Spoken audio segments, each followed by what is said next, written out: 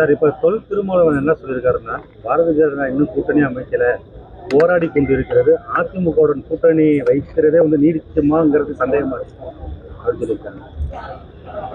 அவருக்கு அந்த சந்தேகம்லாம் வேண்டாம். அவருக்கு நாங்கள் ஒன்றா சேர்ந்து நாங்கள் ஜெயிச்சிருவோம், வெற்றி பெற்றுருவோம் அப்படிங்கிறதுனால தோல்வி பயத்தில் முதலமைச்சரும் அப்படி தான் சொல்லிட்டு இருக்கிறாங்க.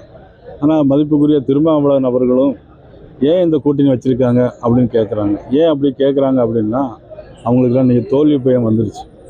சார் பிரச்சனையிலேயே தோல்வி பயம். எந்த சார், அண்ணா பல்கலைக்கழகத்தில் ஒரு சார் நடந்துச்சு, அந்த சார்லேயும் ஒரு தோல்வி பயம், இப்போ இந்த சார்லேயும் தோல்வி பயம்.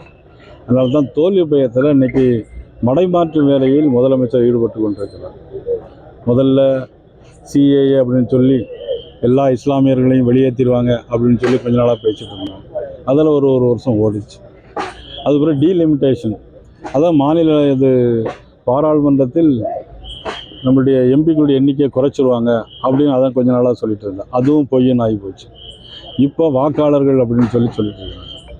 ஆர்கே நகர் தொகுதியில் தேர்தலில் போட்டியிடும்போது இவங்க போய் அதெல்லாம் நடத்தக்கூடாது அப்படின்னு சொல்லி சொன்னாங்க. இன்றைக்கி நடத்துகிறாங்க அப்படின்னு சொல்கிறாங்க.